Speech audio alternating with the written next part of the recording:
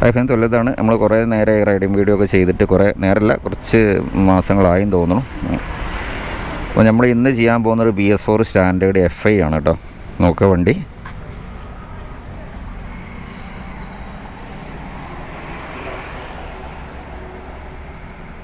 $500cc വരുന്ന FIയിൽ വരുന്ന carburettor ടൈപ്പല്ല, oxygen സെൻസറൊക്കെ ഉള്ള ടൈപ്പാണ്. അപ്പോൾ ഈ വണ്ടി നമ്മളടുത്ത് നിന്ന് പയ്യോളിയിൽ നിന്ന് വന്ന വണ്ടിയാണ് കേട്ടോ. അപ്പോൾ മൂപ്പര് വിദേശത്താണ്, പുള്ളിക്കാരൻ വിദേശത്താണ്. ഇപ്പോൾ കുറച്ച് മാസങ്ങളായി വണ്ടി ഇവിടെ ആയിട്ട്. അപ്പോൾ വണ്ടി ഇപ്പം നാളെ ഡെലിവറി എടുക്കാൻ വരികയാണ്. അപ്പോൾ അത് ബാക്കിയുള്ള ഓടിച്ചിട്ടുള്ള കാര്യങ്ങൾ പറയാം. ബാറ്ററിക്ക് ലോഡ് കൊടുക്കുന്നില്ല.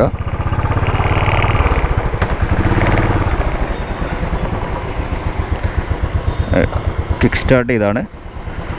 ബാറ്ററി അത്ര ഇതല്ല, കുറച്ച് നിർത്തിയിട്ട് വണ്ടി വന്നാലും കുഴപ്പമില്ലാതെ ഓടുന്നുണ്ട്. ബാറ്ററി ചാർജ് ചെയ്തിട്ട് സെൽഫ് അടിയുന്നുണ്ട്. അതിന് ബാറ്ററി വന്നിട്ട് വേണമെങ്കിൽ മാറ്റിക്കോട്ടെ എന്ന് കരുതിയിട്ട് ഒഴിവാക്കിയിട്ടാണ്. സെൽഫ് അടിയുന്നൊക്കെ ഉണ്ട് കേട്ടോ. എന്നാലും മാറ്റാൻ പറഞ്ഞായിരുന്നു, പക്ഷെ വലിയ കുഴപ്പം കാണുന്നില്ല. ഇത് 2018 ഇത് വരുന്നത് വണ്ടി. അപ്പോൾ അത് BS3 വണ്ടികളിലൊക്കെ കാർബറേറ്റർ ടൈപ്പായിരുന്നു വന്നിരുന്നത്. അപ്പോൾ BS4 FI ആണ് വന്നിട്ടുള്ളത്. അപ്പോൾ ശരിക്കും പറഞ്ഞാൽ സ്റ്റാൻഡേർഡിലെ പുലിക്കുട്ടി എന്ന് പറഞ്ഞൊരു വണ്ടിയാണത്.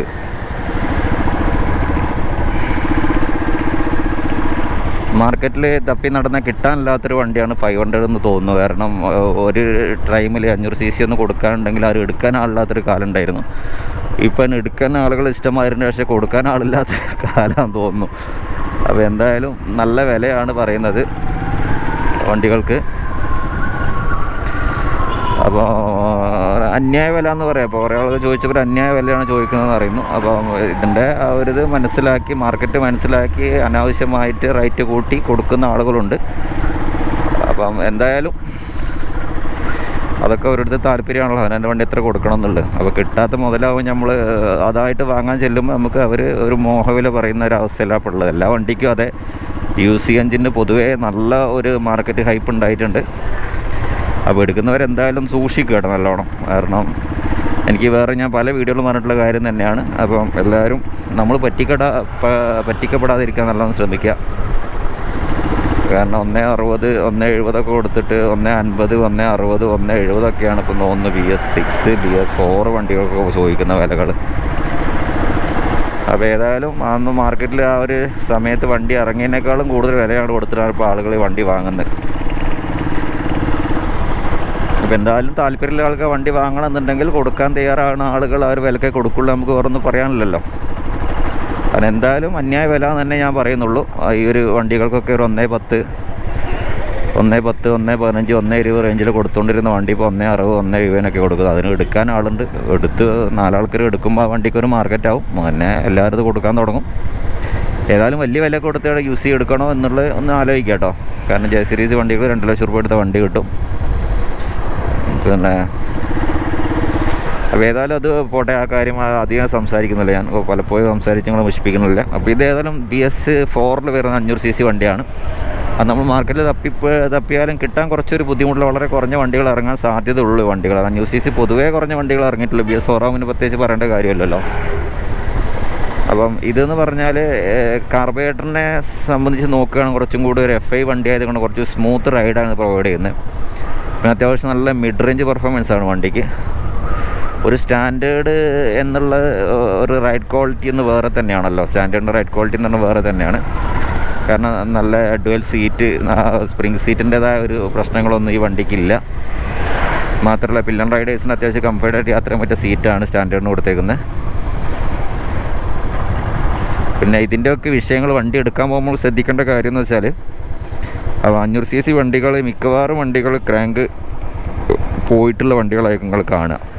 എൻ്റെ അടുത്ത് വന്ന ഒരുപാട് ആൾക്കാർ, വീഡിയോ കണ്ടെടുത്ത ആൾക്കാരും ക്രാങ്ക് വീക്കായിട്ടുള്ള വണ്ടികളാണുള്ളത്. അപ്പോൾ അതിനൊരു കാരണം എന്ന് വെച്ചാൽ, പ്രധാനപ്പെട്ട ഒരു കാരണം എന്ന് പറയുമ്പോൾ 500cc പവർഫുൾ വണ്ടി എടുക്കുമ്പോൾ ആരും അതിൻ്റെ ബ്രേക്കിംഗ് ടൈമും ശ്രദ്ധിക്കാറില്ല എന്നുള്ള വാസ്തവം. അപ്പോൾ ഏതൊരു വണ്ടി എടുക്കുകയാണെങ്കിൽ തന്നെ ഒരു ബ്രേക്കിംഗ് ടൈം ഒരു 1000 കിലോമീറ്ററെങ്കിലും 60 km/h സ്പീഡിൽ മെയിൻറ്റെയിൻ ചെയ്ത് കൊണ്ട് നടന്നാൽ മാത്രമേ വണ്ടി എത്ര കിലോമീറ്റർ ഓടണം തീരുമാനിക്കില്ല. ലാസ്റ്റ് 1000 കിലോമീറ്ററാണ്. അങ്ങനെ ഒരു 500 സീറ്റ് CC വണ്ടി എടുത്തിട്ട് ലോങ് ട്രിപ്പ് പോവുക, റൈഡ് പോവുക, അത്രയും പിന്നെ ഹൈവേ കിട്ടണമെങ്കിൽ നല്ല പിടിപ്പിച്ച് 100+ പോകുന്നുണ്ടോ ചെക്ക് ചെയ്യുക. അങ്ങനെയൊക്കെയാണല്ലോ സാധാരണ ആളുകൾ ചെയ്യുന്നത്. ഇപ്പോൾ ഞാനാണെങ്കിൽ ഇപ്പോൾ ചിലപ്പോൾ അങ്ങനെ ആയിരിക്കും ചെയ്യുന്നുണ്ടാവും ആ സമയത്ത്. പക്ഷെ നമുക്ക് അത് അറിവില്ലായ്മ കൊണ്ടാണ്. ഏതായാലും നമ്മളൊരു വണ്ടി പുതിയതായിട്ട് എടുക്കുന്ന സമയത്ത് അതിൻ്റെ എല്ലാ കാര്യങ്ങളും, പ്രത്യേകിച്ച് പിസ്റ്റൺ റിങ്സ്, ഈ ഒരു കാര്യങ്ങളാണ് മെയിനായിട്ട് ബ്രേക്കിംഗ് ടൈമിൽ ശ്രദ്ധിക്കേണ്ട കാര്യം. മെയിനായിട്ട് ബ്രേക്കിംഗ് ടൈമിൽ ആ ഒരു ഭാഗമാണ് പിസ്റ്റൺ റിങ്സാണ് സിലിണ്ടറിൽ കടന്ന് സീറ്റായിട്ട് വരേണ്ടത്. അപ്പോൾ അതിനൊരു സമയം നമ്മൾ കൊടുക്കുക എന്നുള്ളതാണ് പ്രധാനമായിട്ട് ചെയ്യേണ്ട കാര്യം. അത് കൊടുക്കാതെ ഓടിയ വണ്ടികളാണ് 500 CC കൂടുതൽ വണ്ടികളും ഈ ഒരു ക്രാങ്ക് പോയതായിട്ട് നമ്മളടുത്തേക്ക് വരുന്നത്. അപ്പോൾ ഒരു 60 അത്ര കിലോമീറ്റർ ഓടുന്ന 50 ഓടൊന്നും വേണ്ട, 20-30 തന്നെ ക്രാങ്ക് പോയിട്ടുണ്ട്. 50 ആകുമ്പോൾ നല്ല രീതിയിൽ പോയിട്ടുണ്ടാകുന്ന ഹൈ സ്പീഡ് പിടിച്ച് ഓടുന്ന ഒരു വണ്ടിയല്ല 500 CC. ഇത് നമുക്കൊരു മിഡ് റേഞ്ച് പെർഫോമൻസ് ആസ്വദിച്ച് പോകുന്നൊരു വണ്ടിയാണ്. അത്യാവശ്യം പവർഫുൾ എടുക്കുക, അത്യാവശ്യ ഘട്ടങ്ങളിൽ മാത്രം സ്പീഡ് പിടിച്ച് പോകാനും ഓവർടേക്കിംഗ് സമയങ്ങളിൽ സ്പീഡ് പിടിച്ച് പോകാനും നല്ല ടോർക്കി ആയിട്ടുള്ള എഞ്ചിൻ ആയതുകൊണ്ട് ആസ്വദിച്ച് റൈഡ് ചെയ്യാനും പറ്റിയൊരു വണ്ടിയാണ് 500 CC 500 UCയിൽ വരുന്നത്. അല്ല, ഹൈ പെർഫോമൻസ് വണ്ടിയല്ല ഇത്. 500 CC ആണെങ്കിലും കൂടെ ഹൈ പെർഫോമൻസ് വണ്ടി എന്ന് ഇതിന് ഞാൻ പറയില്ല. കാരണം മിഡ് റേഞ്ച് പെർഫോമൻസിനാണ് എപ്പോഴും റോയൽ എൻഫീൽഡ് പ്രൊവൈഡ് ചെയ്യുന്ന വണ്ടികളെല്ലാം തന്നെ ഉപയോഗിക്കേണ്ടത്. ആ ലോ എൻഡ് ടോർക്കും ആ മിഡ് റേഞ്ച് പെർഫോമൻസും അത്യാവശ്യ ഘട്ടങ്ങളിൽ സ്പീഡ് എടുക്കാനുള്ള ഒരു കഴിവുമാണ് 500 CCക്കുള്ള ഏറ്റവും വലിയ അഡ്വാൻറ്റേജ് എന്ന് പറയുന്നത്. ആ രീതിയിൽ കൊണ്ടു നടന്ന വണ്ടികൾ നല്ല വണ്ടികളാണ്, ഒരു കുഴപ്പമില്ല. ക്രാങ്കിൻ്റെ ഇപ്പോഴും 2013 BS3 വണ്ടികൾ നമ്മുടെ സർവീസ് ചെയ്യുന്ന വണ്ടികളെന്ന് പറഞ്ഞാൽ ഒരു പ്രശ്നമില്ല, സ്മൂത്ത് റൈഡിങ് ഉള്ള വണ്ടികളാണ്. അപ്പോൾ ആ വണ്ടിയിലൊക്കെ ശരിക്കും കയറി ഞങ്ങൾക്ക് ടെസ്റ്റ് ഡ്രൈവ് എടുക്കുന്ന സമയത്ത് വണ്ടി ഇറങ്ങാൻ തോന്നില്ല, ആ രീതിയിൽ സ്മൂത്തുള്ള വണ്ടികളാണ്. എപ്പോഴും വണ്ടി എടുക്കാൻ പോകുന്ന സമയങ്ങളിൽ നിങ്ങൾ ശ്രദ്ധിക്കേണ്ടത്, ക്രാങ്കിന് നോയ്സ് ഉണ്ടെങ്കിൽ ആ വണ്ടി ഒഴിവാക്കുക. എൻജിൻ ഓപ്പൺ ചെയ്ത വണ്ടിയാണ് ഒഴിവാക്കുക തന്നെ ചെയ്യുക.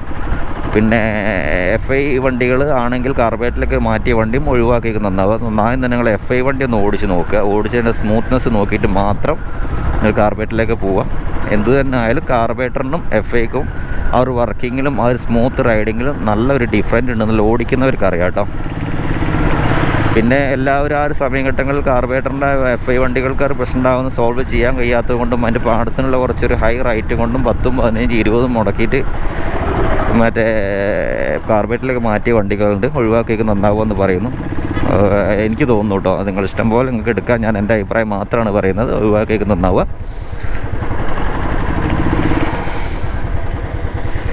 അപ്പോൾ ഈ ഒരു വണ്ടി എന്ന് പറഞ്ഞാൽ നമ്മൾ പയ്യോളിയിൽ നിന്ന് കൊണ്ടുവന്ന ഗുഡ്സ് കയറ്റി കൊണ്ടുവന്ന വണ്ടിയാണ്. അതായത് പെട്ടി ഓട്ടോയിൽ കയറ്റി വിട്ട വണ്ടിയാണെന്ന് എനിക്ക് മാസങ്ങളായി എനിക്ക് കറക്റ്റ് ഓർമ്മയില്ല. അങ്ങനെ വന്ന വണ്ടിയാണ്, റണ്ണിങ് ആയിട്ടില്ലായിരുന്നു.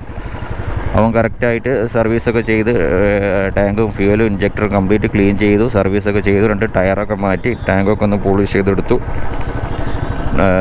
ടാങ്കിൻ്റെ ഒരു ബാഡ്ജിങ് ഒക്കെ പോയിരുന്നു, അതൊക്കെ രണ്ടാമത് പുതിയതായിട്ട് ഇൻസ്റ്റാൾ ചെയ്തു. അപ്പോൾ എന്ത് തന്നെയായാലും ഇപ്പോൾ ഇറങ്ങുന്ന ഏതൊരു വണ്ടിയെ കമ്പയർ ചെയ്ത് നോക്കുമ്പോൾ ഒരു ബുള്ളറ്റ് ഓടിക്കുന്ന ഫീല് എന്ന് പറഞ്ഞ ശരിക്കും ഒരു UC എഞ്ചിൻ തന്നെ കിട്ടുന്നുള്ളൂ. എൻ്റെ ഒരു എക്സ്പീരിയൻസിൽ പറയുന്ന UC എഞ്ചിൻ തന്നെ ശരിക്കും ബുള്ളറ്റ് ഓടിക്കുന്ന ഫീലുള്ളൂ.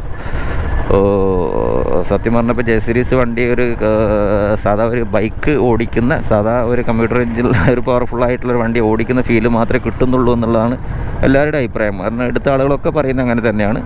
പിന്നെ ന്യൂജൻ ആളുകൾക്ക് പെർഫോമൻസും ലൈറ്റ് വൈബ്രേഷൻ, സീറോ വൈബ്രേഷൻ എല്ലാമെങ്കിലും കൂടെ വൈബ്രേഷൻ കുറഞ്ഞൊരു വണ്ടി തപ്പി നടക്കുന്ന ആളുകളാണ് UCയിലേക്ക് പിന്നെ J സീരീസിലേക്ക് പോകുന്നത്.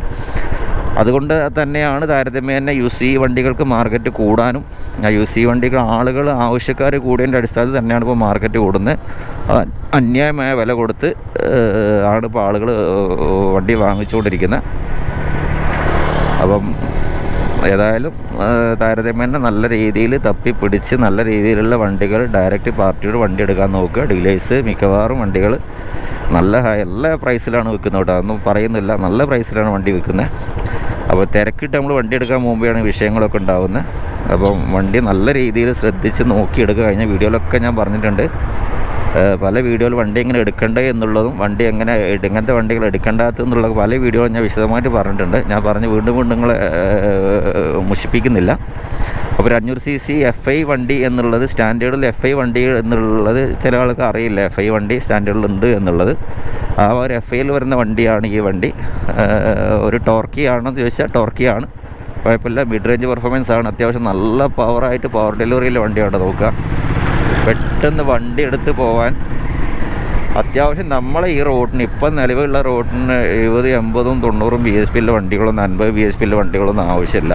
അത് നമുക്ക് സാധാ ഒരു റൈഡേഴ്സിന്, ഒരു നോർമൽ റൈഡേഴ്സിന് അത്യാവശ്യം പവർ ഡെലിവറിയും അത്യാവശ്യം നല്ല രീതിയിൽ പെർഫോമൻസ് തരുന്ന വണ്ടിയാണ് 500L. യാതൊരു സംശയമില്ല കേട്ടോ. കാരണം കാലത്തിന് മുന്നേ പറഞ്ഞൊരു വണ്ടിയാണെന്ന് തന്നെ പറയാം. കാരണം ഇപ്പം പവർഫുള്ളായിട്ടുള്ള വണ്ടികൾ അതിപ്രസരമാണല്ലോ. അപ്പം ഇങ്ങനൊരു വണ്ടി ഉണ്ടായിരുന്നു റോയൽ എൻഫീൽഡിന് എന്നുള്ളത് ഒരു ഓർമ്മപ്പെടുത്തലായിട്ട് ഇത് അവശേഷിക്കുമെന്ന് പറയാം. ഇനി ഏതായാലും ഈ ഒരു എഞ്ചിനൊന്നും തിരിച്ചു വരില്ല എന്നുള്ളത് കൊണ്ട് തന്നെ ഇതിനും ഭാവിയിൽ മാർക്കറ്റ് കൂടാനും സാധ്യതയുള്ളൂ, ഒരിക്കലും കുറയാൻ സാധ്യതയല്ല. മാർക്കറ്റ് കൂടുമ്പോൾ എപ്പോഴും ആവശ്യക്കാർ കൂടുമ്പോൾ വണ്ടിക്ക് സ്വാഭാവികമായിട്ടും വില കൂടും. ആ ഒരു വില കൂടുതലാണെന്ന് തോന്നുന്നു. 500cc എല്ലാവരും നല്ല വില ചോദിക്കുന്നത്. അപ്പോൾ ചെറിയ വിലക്കൊന്നും 500cc എവിടെയും കിട്ടാനില്ല. ശ്രദ്ധിക്കാനുള്ളത് തന്നെയാണ്, പാർട്സിന് കുറച്ച് വില കൂടുതലായിരിക്കും 500 വരുന്ന. സിലിണ്ടർ കിറ്റിനൊക്കെ 10 സംതിങ് വില വരും. അപ്പോൾ ക്രാങ്കും കാര്യങ്ങൾ തന്നെ, ക്രാങ്ക് സെറ്റ് ചെയ്താൽ മതി. ക്ലിയറൻസ് നോക്കി ചെയ്തില്ലെങ്കിൽ അത് പിന്നെയും വർക്ക് വരും. ഒരിക്കലും ക്രാങ്ക് വർക്ക് എടുക്കുന്ന ആളുകൾ പിന്നെയും ബെയറിങ്ങും കണക്ടറോടും കംപ്ലീറ്റ് ഒറിജിനൽ മാറ്റി അങ്ങോട്ട് കഴിയുന്നു. ക്രാങ്ക് സെറ്റ് കംപ്ലീറ്റ് ആയിട്ട് പുതിയ വാങ്ങിച്ചിട്ടാണ് കുറച്ചുകൂടി നന്നായിരിക്കും എനിക്ക് തോന്നുന്നു. നമ്മൾ എന്തായാലും ലെയ്ത്ത് വർക്കിൽ പോയിട്ട് നമ്മൾ അവരോട് അങ്ങനെ എടുത്തു തരണം അവരെ എടുത്തു തരില്ല. അവരാ പഠിച്ച കാര്യങ്ങൾ മാത്രമേ അവർ നമ്മൾ ചെയ്തു തരുള്ളൂ. അപ്പോൾ അത്രയും ആ ഒരു ക്ലിയറൻസ് നോക്കി ചെയ്താൽ തന്നെ 500cc വണ്ടി എൻജിൻ പണിതാൽ ശരിയാവുള്ളൂ കേട്ടോ. അപ്പം ഇതൊന്നാമത് നമ്മളെ ലോ സ്പീഡ് വണ്ടിയല്ല, ഹൈ സ്പീഡ് വണ്ടിയാണ്. അതുകൊണ്ടാണ് പറയുന്നത്, പഴയ വണ്ടികൾ എടുക്കുന്ന മാതിരി സ്ലോ സ്പീഡിൽ പോയിട്ട് വണ്ടി സെറ്റാക്കുക എന്നുള്ളതൊന്നും പുതിയ വണ്ടികൾ എടുത്തിട്ട് പണിയെ വർക്ക് എടുത്ത് കൊടുത്തിട്ട് കസ്റ്റമറോട് പറഞ്ഞിട്ട് കാര്യമല്ല. അപ്പോൾ ആ രീതിയിൽ വർക്ക് എടുത്താൽ തന്നെ 500 സക്സസ് ആയിട്ട് വണ്ടി കൊണ്ടെടുക്കാൻ പറ്റുള്ളൂ. പിന്നെ FI ആയതുകൊണ്ട് തന്നെ ലോങ് പോകുന്ന സമയങ്ങളിൽ നമ്മൾ ഇനി പറയാനുള്ളത്, FI വണ്ടികൾ നിർത്തിയിട്ട് പോകുന്ന സമയങ്ങളിൽ കാർബറേറ്ററിൽ ടാങ്കിൽ ഒരു കാരണവശാലും പെട്രോളോ ഡീസലോ ഒന്നും ചെയ്ത് വെക്കരുത്. നിങ്ങൾ കഴിയുന്നതും പെട്രോൾ കാലിയാക്കി വെക്കുക. ഒരു ഇതും അത് വേണ്ട. പെട്രോൾ കംപ്ലീറ്റ് ഡ്രൈ ആക്കിയതിന് ശേഷം ടാങ്ക് കാലിയാക്കി വെക്കുക കേട്ടോ. അത് ഇഞ്ചക്ടറുള്ള പൈപ്പിലൊന്നും ഓസിലൊന്നും പെട്രോൾ ഉണ്ടാവരുത്. ആ പെട്രോൾ അങ്ങ് ഊറ്റിക്കളയുക. പിന്നെ അതേപോലെ സ്പാർക്ക് പ്ലഗിൻ്റെ ക്യാപ്പ് അയച്ചതിന് ശേഷം നിങ്ങൾ ഒരു 5 ml പെട്രോൾ ഒഴിച്ചിട്ട് അതിന് 2-3 കിക്ക് ചെയ്തിട്ട് ഫ്രീ ആക്കി ഇടുക. പിന്നെ BS6 BS4 വണ്ടികളൊക്കെ ആണെന്നുണ്ടെങ്കിൽ, BS6 വണ്ടികളൊക്കെ എന്നുണ്ടെങ്കിൽ എന്ത് തന്നെ ആയാലും നിങ്ങൾ ആ ഒരു സൈലൻസറിൻ്റെ മൗത്ത് ഒന്ന് പ്ലാസ്റ്റിക്കിൻ്റെ കവർ തൊട്ട് ഒന്ന് കെട്ടിയിടുന്നത് നന്നായിരിക്കും. ആ നീർപ്പം ഉള്ളിൽ കയറിയായിട്ട് തുരുമ്പ് പിടിച്ച് നശിക്കാതിരിക്കാൻ വേണ്ടിയിട്ടാണ്. സൈലൻസറിനൊക്കെ നല്ല വില വരുന്നുണ്ട്. BS6 BS4 കുഴപ്പമില്ല, എന്നാലും BS6 നല്ല വില വരുന്നുണ്ട്. അപ്പോൾ അതാണ് ഇത്. അപ്പം ഇത് നമുക്ക് ഈ ഒരു വണ്ടീൻ്റെ ലോ ആൻഡ് ടോർക്ക് അങ്ങ് കാണിച്ചു തരാൻ പോകണം കേട്ടോ, എത്ര കിട്ടും എന്നുള്ളത് നോക്കാറുണ്ട്. ഈ ഒരു വണ്ടിയിൽ ലോ ആൻഡ് ടോർക്ക് ഇപ്പം എനിക്ക് നോക്കാൻ പറ്റില്ല, കാരണം വർഷം കുറച്ച് നിർത്തിയിട്ട വണ്ടിയാണ്. ഇതൊരു സ്മൂത്ത് റൈഡിങ് കിട്ടണം എന്നുണ്ടെങ്കിൽ കുറച്ചൊന്ന് ഓട് തന്നെ വേണ്ടി വരും. അപ്പോൾ എന്തായാലും 500cc ഓടിക്കുമ്പോൾ ഉണ്ടാകുന്ന ആ ഒരു ഇതുണ്ടല്ലോ, അത് നല്ല വണ്ടികൾ കേട്ടോ. എല്ലാ വണ്ടികളും അല്ല, ആരും വീഡിയോ കണ്ടിട്ട് 500cc എന്ന് പറഞ്ഞ് പാഞ്ഞ് പോയിട്ട് എടുക്കാൻ നിൽക്കണ്ട. എല്ലാ വണ്ടിയും എനിക്ക് തോന്നുന്നു മാർക്കറ്റിൽ വരെ 90% വണ്ടികൾ അവിഞ്ഞ വണ്ടികളാട്ടോ. അതൊന്ന് ശ്രദ്ധിക്കുക. 10% വണ്ടികൾ മാത്രമേ നല്ല വണ്ടികളുള്ളൂ. അപ്പോൾ വണ്ടി വേണം എന്നുള്ള ആൾ കുറച്ച് ക്ഷമിച്ച് കുറച്ചൊരു തപ്പുക, നമ്മൾ തിരയുക എന്നുള്ള ഒരു ഇതുണ്ടല്ലോ, അന്വേഷണ ബുദ്ധി കുറച്ചുണ്ട്. നല്ല വണ്ടികൾ കിട്ടി മാത്രം എടുക്കുക എന്നുള്ളതാണ് 500നെ കുറിച്ച് എനിക്ക് പറയാനുള്ളത്. കാരണം ഇപ്പോൾ ഒരുവിധം ആളുകളൊക്കെ 500cc വണ്ടികൾ FIൻ്റെ വർക്കുകളും, അതായത് ഇഞ്ചക്ടറിൻ്റെ വർക്കുകളും ഇഞ്ചക്ടറിൻ്റെ ഒരു ക്ലീനിങ്ങും കാര്യങ്ങളൊക്കെ ഒരുവിധം എല്ലാവരും പഠിച്ചു തുടങ്ങിയിട്ടുണ്ട്. അതുകൊണ്ട് തന്നെ വലിയൊരു വിഷയമൊന്നും ഇതിൻ്റെ സർവീസിന് ഇപ്പം നിലവിലുണ്ടാവില്ല എന്ന് തോന്നുന്നു. പഴയ കാലത്ത് അങ്ങനെ അല്ലായിരുന്നു ഇറങ്ങിയ സമയത്ത്. അതുകൊണ്ട് തന്നെയാണ് 500cc ഇത്രയധികം പിന്നെ നശിക്കാനുള്ള കാരണം കേട്ടോ.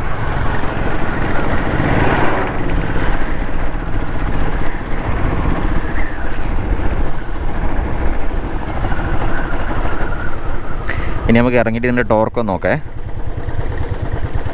ഞാൻ കയറ്റം കയറി വന്നതാണ്.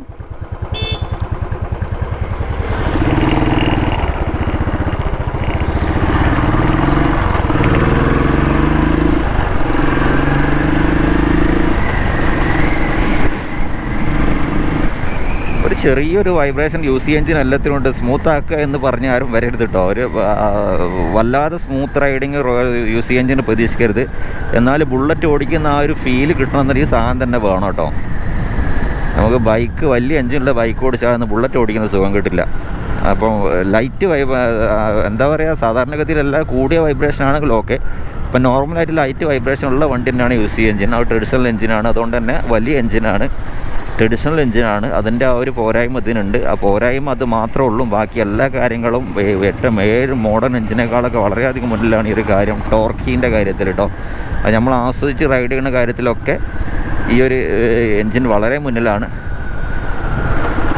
പിന്നെ മഴക്കാലം വണ്ടി ഓടിക്കുമ്പോൾ എല്ലാവരും ശ്രദ്ധിക്കുക. ആഴ്ചയിൽ ഒരിക്കലെങ്കിലും, ആഴ്ചയിലല്ല 2-3 ദിവസം കൂടുമ്പോൾ ഭയങ്കര ഓയിൽ പമ്പ് വീട്ട് വാങ്ങിച്ച് ചെയിനെ കറക്റ്റായിട്ട് ഓയിൽ ചെയ്യുക കേട്ടോ.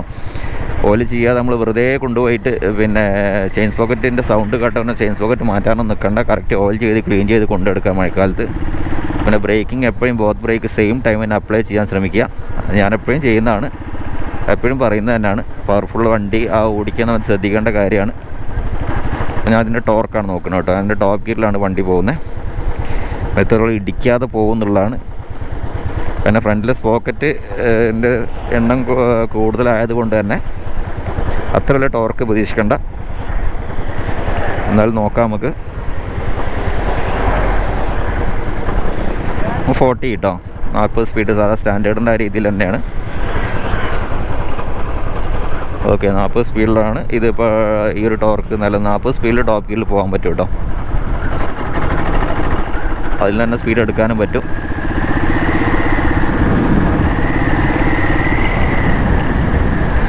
അപ്പോൾ ഇതാണ് 500 cc എന്ന് പറഞ്ഞ വണ്ടി. അപ്പം തപ്പി നോക്കിയിട്ട് കാര്യമുണ്ട്, എനിക്ക് വല്ല പ്രതീക്ഷ ഒന്നുമില്ല. 500 വണ്ടി FI വണ്ടികൾ കുറവായിരിക്കാം. ഇനി അഥവാ FI വണ്ടി ആ സമയത്ത് ഇറങ്ങണേ എന്തെങ്കിലും പ്രശ്നത്തിൽ വർക്ക്ഷോപ്പ് കയറിയുണ്ട്, അതൊക്കെ കൂടി തട്ടി അയച്ച് കാർബറേറ്റർ ആക്കിയിട്ടുണ്ടാവും. അതൊക്കെയാണ് സംഭവിക്കുക. അപ്പം കാർബറേറ്ററിന് സൈലൻസറിന് O2 സെൻസർ, ഓക്സിജൻ സെൻസർ വരുന്ന ടൈപ്പ് BS4 ആണ് ഉണ്ടാവുക. ആ ഓക്സിജൻ സെൻസർ വരുന്നത് ആ BS4ൽ കാർബറേറ്റർ വല്ലതും കാണുകയാണ് എന്നുണ്ടെങ്കിൽ അത് കാർബറേറ്ററിലേക്ക് മാറ്റിയതായിരിക്കും കേട്ടോ.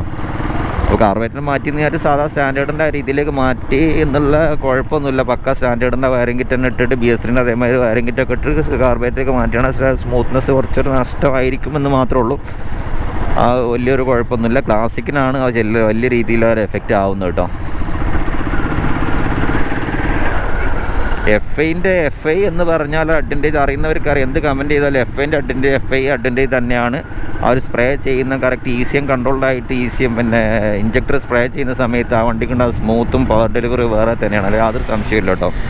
അപ്പം മഴ വരുന്നുണ്ട്. അപ്പം ഒരു 500 cc CNGൻ്റെ ഒരു വീഡിയോ ചെയ്യാനുണ്ട്. പഴയ മോഡലിൻ്റെ 500ൻ്റെ അടുത്ത വീഡിയോ ഞാൻ പരിഗണിക്കാവുന്നതാണ്. എൻ്റെ വണ്ടി വർക്ക് കഴിഞ്ഞിട്ട് സിലിണ്ടറിൻ്റെ ചെറിയൊരു വർക്കുണ്ട്. ആ സിലിണ്ടർ കിട്ടിയിട്ടില്ല. അത് കിട്ടിയിട്ട് വർക്ക് കഴിഞ്ഞതിന് ശേഷം അതിൻ്റെ വീഡിയോ 500 ഇടുന്നതാണ്. അടുത്തൊരു വീഡിയോ കാണാം. Thanks for watching.